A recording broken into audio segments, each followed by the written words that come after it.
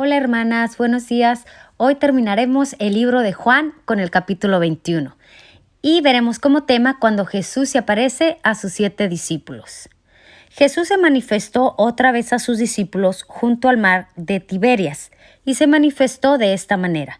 Estaban juntos Simón Pedro, Tomás llamado el Dídimo, Natanael el de Caná de Galilea, los hijos de Zebedeo y otros 2 de sus discípulos.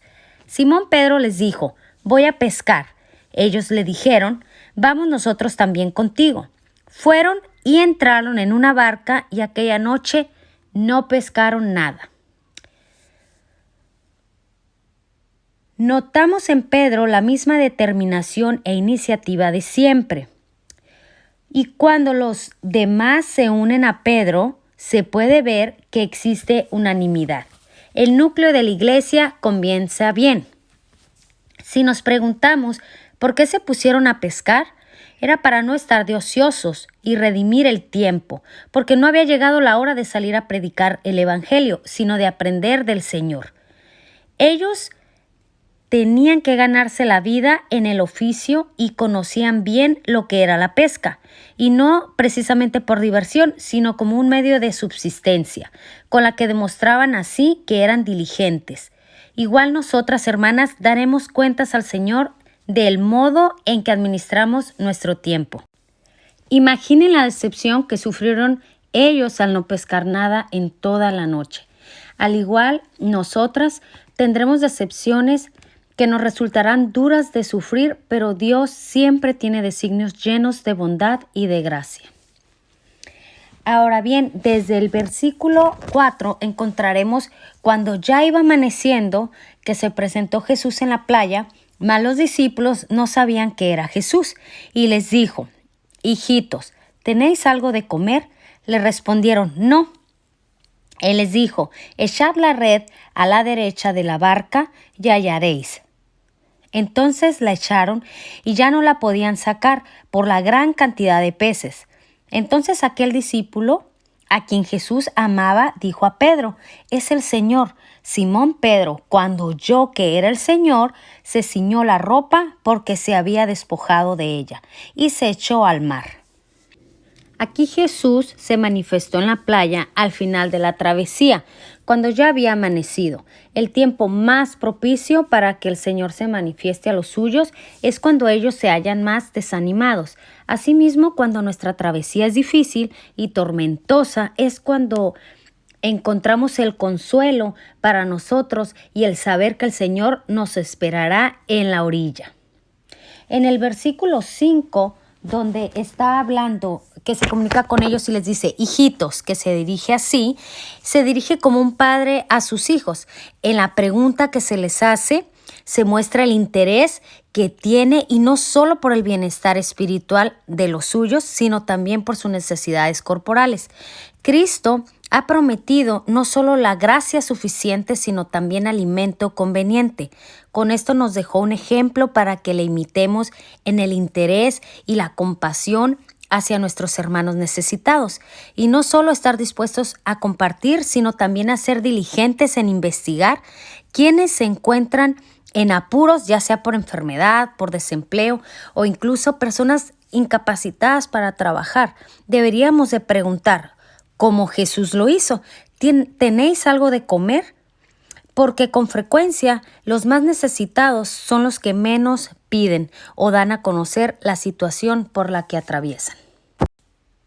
Otra enseñanza que encontramos en el versículo 6, cuando Jesús les dice: «Echad la red a la derecha de la barca». Todavía ellos no sabían que el que les estaba hablando era Jesús. La obediencia con que cumplieron esta orden de Cristo y el buen resultado que obtuvieron así. Sin embargo, estaban prestos a obedecer la orden de un extraño, al suponer que por alguna razón conocía dónde había un buen banco de pesca, a pesar de que ellos mismos eran expertos en este oficio. Esta es una gran lección para nosotras, hermanas, ya que con frecuencia desoímos los buenos consejos de otra persona, pues nos consideramos expertas y duchas en la materia. Hasta nos parece una ofensa el que un desconocido se atreva a darnos lecciones. Esto muestra que al atender un consejo de un hermano que nos habla con amor y movido por el Espíritu de Dios, podemos estar atendiendo al mismo Señor sin percatarnos incluso de que es Él. Y a partir del versículo 9 encontramos que los discípulos, al descender a tierra, vieron brasas puestas y un pez encima de ellas y pan. Jesús les dijo: traed de los peces que acabáis de pescar, venid y comed. En esta ya era la tercera vez que Jesús se manifestaba a sus discípulos después de haber resucitado de los muertos. Aquí miramos cómo Jesús ya tenía preparado el desayuno para ellos. Jesús multiplicó milagrosamente el pan y el pescado para dar de comer a estos 7 discípulos allí ya presentes. Estos estarían ya hambrientos tras una noche de vigilia, ayuno y fatiga. También el fuego les vendría súper bien para reponerse del frío y la humedad. Vemos aquí cómo hay otro ejemplo de este tierno afecto y cuidado que Jesús muestra hacia los suyos. Los beneficios que Cristo nos otorga no son para sepultarlos en el olvido o tenerlos sin usar, sino para emplearlos en provecho propio, servicio al prójimo y gloria de Dios. A partir del versículo 15 encontraremos cómo Jesús encomienda 3 veces el rebaño a Pedro. Cuando hubieron comido, Jesús dijo a Simón Pedro: Simón, hijo de Jonás, ¿me amas más que a estos? Le respondió: sí, Señor, tú sabes que te amo. Él le dijo: apacienta mis corderos. Volvió a decirle la segunda vez: Simón, hijo de Jonás, ¿me amas? Pedro le respondió: sí, Señor, tú sabes que te amo. Le dijo: pastorea mis ovejas. Le dijo la tercera vez: Simón, hijo de Jonás, ¿me amas? Pedro se entristeció de que le dijera la tercera vez: ¿me amas? Pregunta, y le respondió: Señor, tú lo sabes todo, tú sabes que te amo. Y Jesús por último le dijo: apacienta mis ovejas. De cierto te digo, cuando eras más joven te ceñías e ibas a donde querías. Mas cuando ya seas viejo, extenderás tus manos y te ceñirá otro, y te llevará a donde no quieras. Esto dijo, dando a entender con qué muerte había de glorificar a Dios, y dicho esto, añadió: sígueme.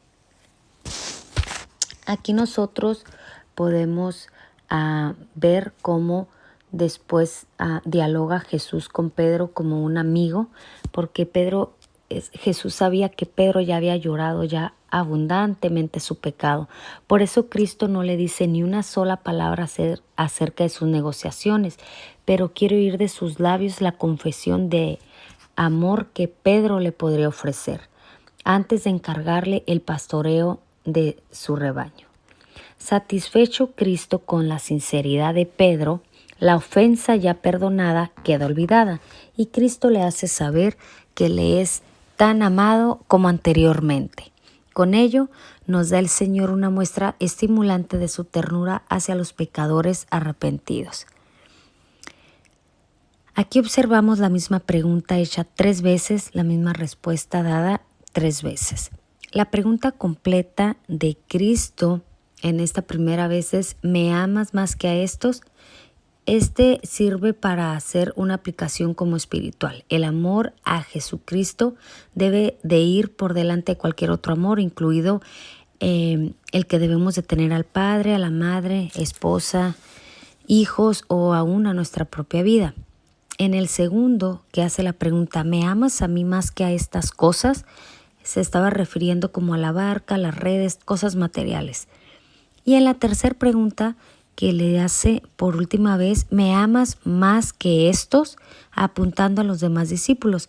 Y no es que Jesús exija que un discípulo le ame necesariamente más de lo que los demás lo amaban, sino que en ese sentido el Señor no imponía diferencias. La única razón por la que Jesús hace esta pregunta a Pedro y la repite 3 veces es porque Pedro había asegurado en el aposento alto. 3 veces había negado Pedro al Señor y por eso 3 veces Jesús le hacía la misma pregunta. Y en el versículo 18 y 19 encontraremos cómo predice Jesús el martirio de Pedro. Cuando ya seas viejo, extenderás tus manos y te ceñirá otro y te llevará a donde no quieras. Cristo le advierte que no debe esperar comodidades ni honores, sino sufrimientos y persecuciones. En particular, le predice que había de morir a manos de un verdugo, una antigua tradición que nos informa de que Pedro fue crucificado en Roma bajo Nerón. La leyenda añade que al conocer cómo iba a ser ejecutado, pidió el favor de que le crucificaran de cabeza abajo, porque no se sentía por digno de imitar la muerte del Salvador.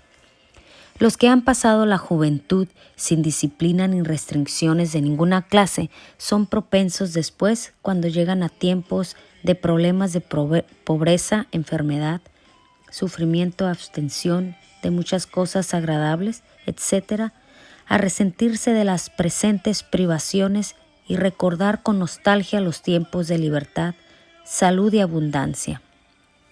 Ya no necesitamos ir a donde nosotros queramos, sino a donde Cristo nos llame y nos lleve, seguros de que nos llevará a donde más nos convenga espiritualmente y a donde podamos servirle mejor y glorificarle más. Espero que les haya gustado este capítulo y yo les voy a compartir una pequeña oración que sin buscarla la encontré y está toda relacionada con todo lo que hemos visto en este capítulo. Y dice: Padre Celestial, ayúdanos a recordar el costoso sacrificio que ofreció tu Hijo Jesús para darme la vida eterna. Donde sea que coma o sirva una comida, que recuerde que Jesús es el pan de vida. Cuando encienda una luz, que recuerde que Jesús es la luz del mundo. Cuando entre y salga de mi casa, que recuerde que Jesús es la puerta para relacionarme contigo. Cada vez que me preocupe una necesidad, recuérdame que Jesús es mi pastor, el buen pastor que da su vida por mí. Cuando me vea tentada a temer o preocuparme demasiado por cuestiones temporales, que mi perspectiva se transforme al recordar que Jesús es la resurrección y la vida. Donde quiera que vaya y sea lo que sea que haga, que recuerde siempre que vale la pena vivir, porque Jesús es la vid verdadera y que separada de ti no puedo hacer nada. Gracias, hermana, bendiciones, que tengan lindo día y las espero el día de mañana sábado a las 6 de la tarde en mi casa, 66 Sugar Maple Street. Las veo muy pronto, si Dios quiere. Bendiciones.